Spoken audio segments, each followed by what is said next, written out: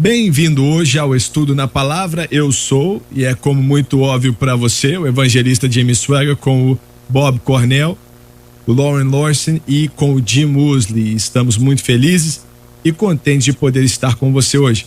Lauren, vamos ler mais uma vez o versículo 22. Tentamos fazer isso umas 4 vezes já, mas vamos continuar agora. Até que veio o ancião de dias e fez justiça aos santos do Altíssimo. E veio então o tempo em que os santos possuíram o reino. Até que veio o ancião de dias refere-se de volta ao versículo 9, 13 e 14.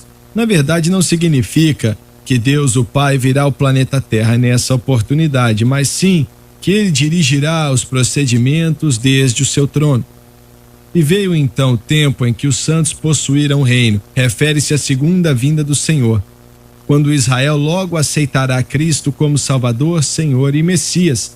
E Israel então será restaurada e devolvida ao seu devido lugar e posição.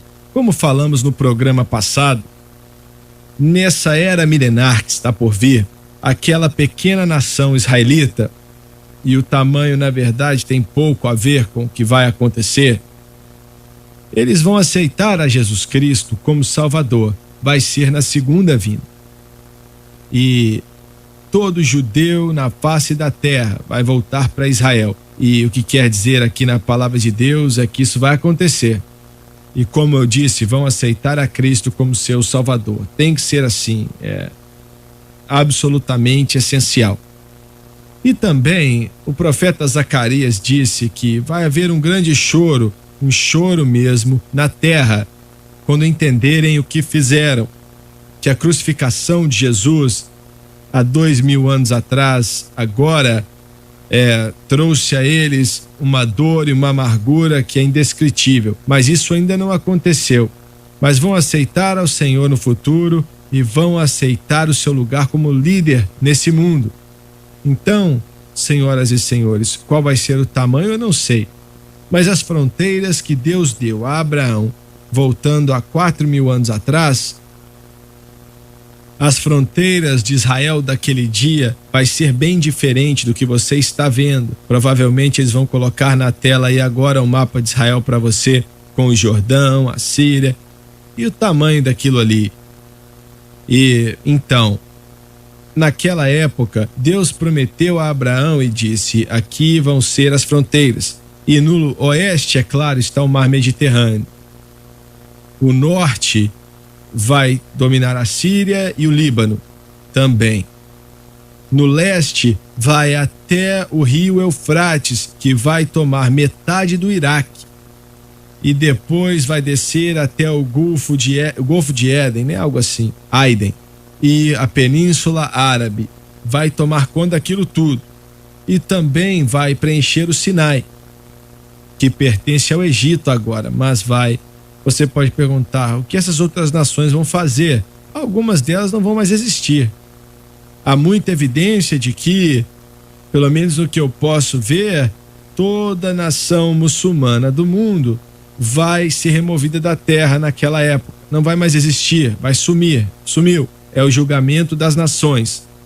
E a maioria dos muçulmanos, não todos, mas a maioria das nações muçulmanas estão na Península Árabe, ali naquela beira ali, né? Arábia Saudita, o Iêmen e por aí vai. O Egito vai permanecer, o Egito vai continuar, não vai ser dominado por Israel, vai continuar ali. Eles vão perder o Sinai, vão perder essa parte. Mas, então, a nação de Israel vai ter mais ou menos 1/4 do tamanho dos Estados Unidos, que é bem grande. E vai ser a nação principal do mundo naquela época e vai ser vista como isso naquela época. E então, o sistema sacrificial vai voltar. Algumas das leis de Moisés vão voltar. E os sacrifícios vão ser oferecidos como memorial. Não para salvar a ninguém, nunca salvaram nem vão salvar, mas como memorial em relação ao que Jesus Cristo fez na cruz do Calvário. Isso nunca deve ser esquecido. Muito bem, o versículo 23, se vocês quiserem comentar mais alguma coisa aí. Disse assim: o quarto animal será o quarto reino na terra, o qual será maior que todos os outros reinos e devorará toda a terra e a pisará e a despedaçará. O anjo Gabriel fala nos versículos 17 e 18 em resposta ao pedido de Daniel. Logo, Daniel tem mais perguntas, versículos 19 até o 22. Gabriel agora inicia mais um diálogo e continua com a explicação no versículo 27. E devorará toda a terra e a pisará e a despedaçará. Se refere à ferocidade e o total poder do Império Romano, pois dominou o mundo um pouco menos de 1000 anos. E alguém pode dizer: irmão Suega, você está lendo que Bíblia aí? É a Bíblia do expositor. Se você não tem uma, você tem que pedir a sua. Ela vem na versão King James e eu acredito que vai te ajudar a entender a palavra de Deus como nenhuma outra coisa. Então, Daniel agora ele não está falando de Israel do futuro, que agora vai ser 2500 anos depois de Daniel, mas ele está dando uma descrição do Império Romano mais uma vez e quão poderoso ele vai ser. E de todos os impérios que ele viu em suas visões, esse aqui foi o mais poderoso de todos, o Império Romano. A razão por que a qual é tão importante é porque desse reino, como falamos num programa passado aqui, virão as 10 nações do mundo e na verdade o anticristo vai vir daí também e vai tentar destruir a Israel. É por isso que é tão importante. Alguém disse assim: os Estados Unidos está na profecia bíblica? Não. E eu sei que alguns tentaram usar, as letras dos Estados Unidos e fazer um jogo aqui como se fosse parte da profecia bíblica, mas não está aí. Uma nação poderosa como a América não é mencionada na profecia bíblica? Não é, não. Somente as nações que realmente têm a ver com Israel. E então... A localização geográfica novamente é o Mar Mediterrâneo. Muito bom, isso mesmo. Para colocar isso na mente do ouvinte hoje. Porque isto é basicamente onde estava o Império Romano estendendo seus tentáculos. Então, mais uma vez, em volta do Mar Mediterrâneo, era onde nos últimos dias as nações estarão afetando Israel, estarão impactando Israel e estarão envolvidas no Oriente Médio. Então, primeiramente, eu acredito pessoalmente que é o assento do anticristo. Os Estados Unidos não é mencionado, não existia naquele tempo, ou talvez não seja mencionado porque não está envolvido nas atividades. Existia, vai existir com certeza. Deus não esqueceu que esta nação sozinha se levantou por detrás de Israel até esse presente atual presidente. Deus não esqueceu isso e não vai esquecer.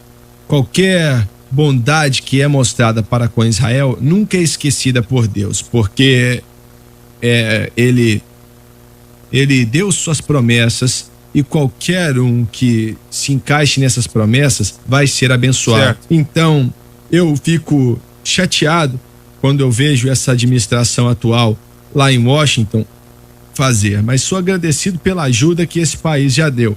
Não existiria um Israel hoje em dia. Certo.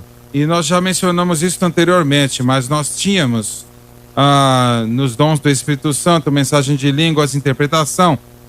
O Senhor falou para nós e disse que ele iria segurar o julgamento para a América por um período de tempo. Isso foi muito encorajador, porque quando você olha para a atmosfera que nós criamos com nossa falta de Deus, começando nos nossos púlpitos e movendo-se para as pessoas, e então os príncipes e palácios, olha, é algo assustador. Há algum tempo atrás eu vi um documentário sobre, não era bem um documentário, era uma entrevista do Clark Clifford, que na época tinha quase 90 anos de idade. Tinha sido o conselheiro para todo o presidente democrata, desde o Harry S. Truman até o Jimmy Carter. Então, quando começaram a entrevista, eles falaram que ia discutir o plano Marechal, porque esse homem já tinha visto tudo. eles iam discutir a cortina de ferro, iriam discutir aquilo outro. E Israel era um dos assuntos. Ficaram uma hora inteira falando de Israel, não mencionaram mais nada. Então, o Clifford disse que ele foi o conselheiro reserva do presidente. Ele falou, olha, minha opinião não valia muita coisa. Ele disse, eu não conseguia nem ter uma reunião com o presidente se eu precisasse. Ele falou, eu era o reserva do reserva. Aí ele falou que essa pergunta estava em tudo que é canto da Casa Branca sobre Israel, antes de Israel se tornar um estado. George Catholic Marshall, o melhor amigo do presidente Truman, disse, vamos comprar um pequeno país na América Central e dar a Israel, pois estavam se sentindo culpados por causa do Holocausto, quando 6 milhões de judeus foram assassinados. E então o Clifford disse que estava acontecendo esse tipo de coisa e fizeram um debate a respeito se o nome deve ser Israel mesmo, se tornasse um estado e se a América deveria colocar todo o seu poder por detrás desse plano, várias coisas. E ele disse que ele se assentou e escreveu uma carta ao presidente, o presidente Harry S. Truman, e disse algumas razões porque ele acreditava que deveríamos apoiar 100% por essa formação de Israel como Estado, como nação americana, e que o nome devia ser Israel por causa da Bíblia, pois a Bíblia dizia que era Israel. E disse também que deve estar na localização bíblica de Israel, no Oriente Médio. Ele disse, aí eu entreguei para um amigo e ele me deu a certeza de que a carta chegaria na mesa do presidente. E eu vou terminar isso depois, temos que ir para o intervalo. Quando voltarmos, termina a história.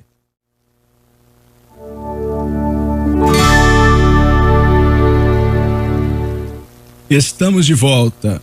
Cron Clifford disse que escreveu para o presidente Truman uma carta dizendo por que ele achava que os Estados Unidos deveria colocar todo o seu prestígio por detrás da formação da nação de Israel. Em segundo lugar, e deveria mesmo ser chamado de Israel, segundo seu nome bíblico.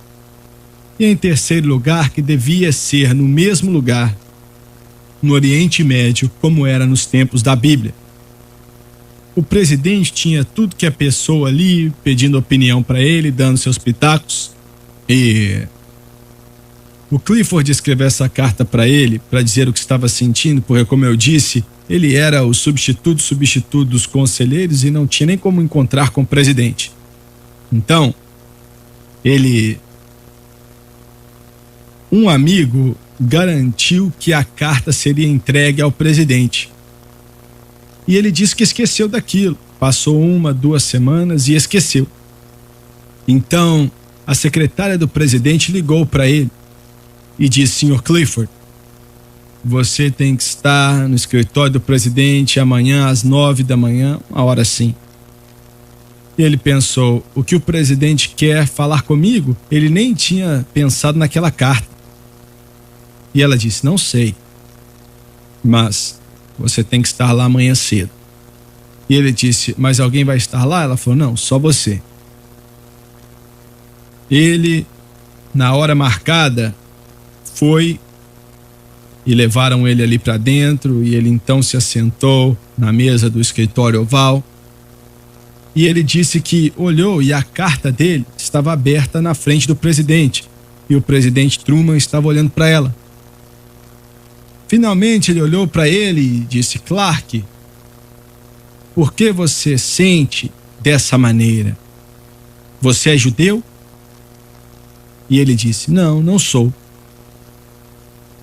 E ele disse que estava sentado ali e o presidente estava perguntando ele qual era a razão que ele se sentia daquela forma e ele não sabia o que dizer. Ele disse que finalmente disse, senhor presidente, eu me sinto dessa forma porque é a coisa certa a se fazer. Foi a resposta dele. E ele disse que o Truman olhou para ele por alguns instantes e depois falou para ele, tá bom. E ele saiu. Ele disse que não sabia se a carta dele tinha alguma coisa a ver com a decisão do presidente ou não. Mas ele disse que depois de alguns dias, o presidente Truman anunciou para o mundo que a América estava colocando todo o seu prestígio e poder por detrás da formação de Israel como Estado e que ficaria no mesmo lugar aonde era na Bíblia e seria chamado de Israel. Um pouco antes do presidente Truman morrer, ele caminhava toda manhã ali em Independence, no Missouri, onde era sua casa.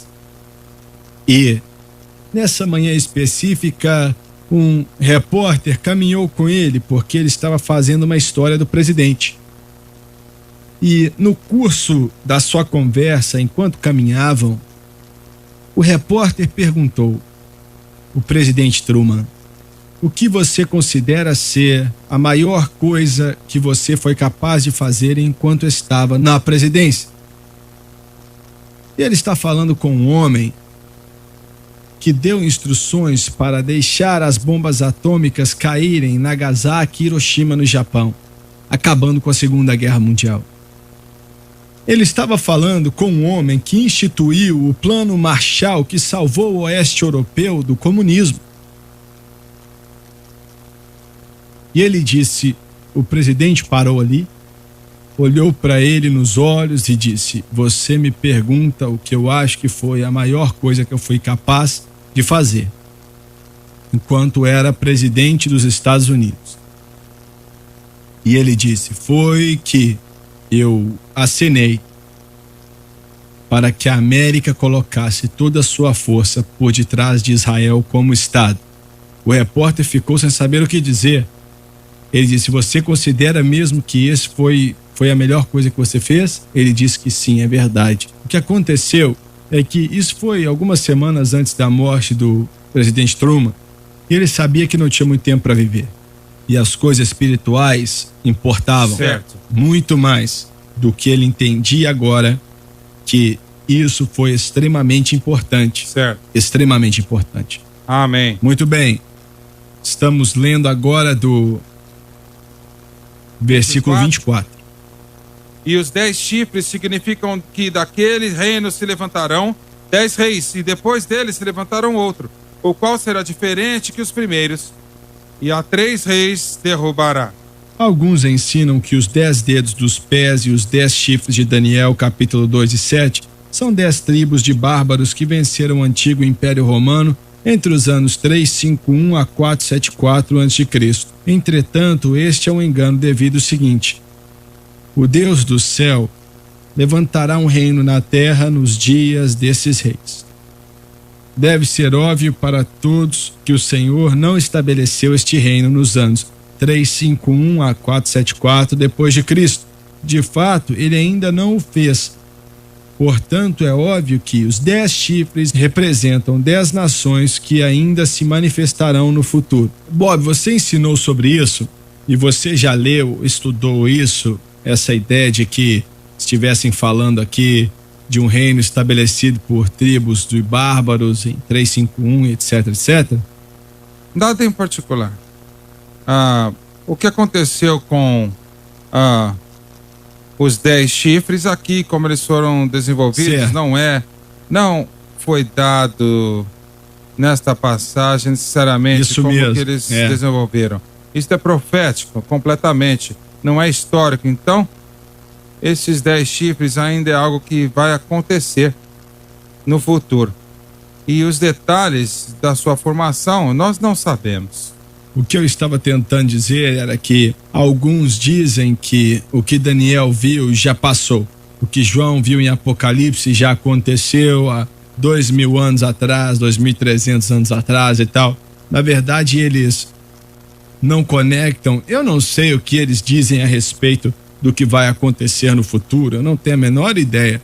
Mas eles consideram que tudo que acontece em Daniel e no livro de Apocalipse já aconteceu há 2.300 ou 2.000 anos atrás. E a razão por que eles fazem isso é porque eles estão negando que Deus estava nisto, o sobrenatural, Deus dando para Daniel essas profecias detalhadas sobre o futuro. E é difícil para um homem que está se apoiando na sua racionalização, na sua mente e intelecto, é difícil para esse indivíduo, muito difícil, para dizer que Daniel recebeu isto de Deus e ainda lida com o futuro. Novamente, normalmente as pessoas que fazem isso são chamados críticos. E eles são chamados críticos por uma razão. Certo. Os críticos são aqueles que não acreditam. E eles não acreditam corretamente. E eles estão duvidando tudo que é sobrenatural sobre a palavra de Deus. Então, normalmente essas pessoas que dizem que esses 10 chifres são totalmente coisa do passado, ou até dizem que o livro de Daniel foi escrito depois dos fatos, esses que dizem isso estão negando que Deus estava envolvido nessas profecias. Bem, nessa parte aqui não tinha que ter sido escrito, porque não tinha acontecido. Certo. Muito bem. Vamos então com o versículo 25. E proferirá palavras contra o Altíssimo, e aos santos do Altíssimo destruirá. E pensará em mudar os tempos e a lei, e eles serão entregues em sua mão por um tempo, e tempos e metade de um tempo. E proferirá palavras contra o Altíssimo é empregado várias vezes aqui pelo Espírito Santo de várias maneiras, que chama nossa atenção a blasfêmia do anticristo. A frase, e eles serão entregues em sua mão por um tempo e tempos e metade de um tempo, refere-se a Israel, quando vai ser derrotada e enormemente açoitada por um período de 3 anos e meio. É disso que ele está falando aqui, quando o anticristo vier e estiver no topo do seu poder e vai falar palavras grandes contra o Altíssimo. O anticristo vai declarar guerra contra Deus o Pai, Deus o Filho, Deus o Espírito Santo, a Bíblia, tudo que tem a ver com o Senhor Jesus Cristo, ele vai declarar guerra sobre isso. E porque eu acho que foi você mesmo que disse em um programa passado, ele vai declarar que ele mesmo é Deus. Certo. Na verdade, honestamente, vai declarar guerra contra todos os sistemas religiosos no mundo. Ele vai se levantar como Deus. Quer dizer Islã, quer dizer budismo, quer dizer shintoísmo, confucionismo, mormonismo, catolicismo, etc, etc. Ele vai declarar guerra sobre isso porque ele agora tem o falso profeta dele, que está profetizando e fazendo milagres. E ele diz que ele mesmo é Deus, então aí ele está. E em 2 Tessalonicenses, capítulo 2 e versículo 4, o versículo que Paulo falou disso, ele vai se exaltar acima de todos que se chamam Deus. O anticristo vai fazer isso. E isto será, novamente, para o crente, para ele possa entender, será na segunda metade do período da tribulação. Certo. Na primeira metade do período da tribulação, na verdade, ele será aquele que vai seguir com a adoração de Deus. Ele estará alinhado, os Deus Jeová, ele estará alinhado com os judeus e parece que ele vai ser aquele que vai ajudar as pessoas a reconstruírem o templo lá em Jerusalém. Mas ao meio tempo da tribulação é quando ele quebra a aliança com Israel e é aí que ele exalta a si mesmo, acima de todos os outros deuses. Primeiramente o Deus da Bíblia, Jesus Cristo, mas também todos os outros deuses. E o Deus principal do Oriente Médio, naquela área do mundo, que é Alá, e Maomé, o seu profeta, ou supostamente profeta, e ele vai se exaltar acima de Alá e Maomé também. Os muçulmanos e outras religiões vão descobrir que ele não é amigo deles. Nosso tempo acabou e eu quero que você diga a outros a respeito do estudo na palavra, porque eu acredito que é interessante. Amanhã vamos continuar de onde paramos, ou no próximo programa de onde paramos hoje. Obrigado por estar conosco e desejamos que você tenha um ótimo dia.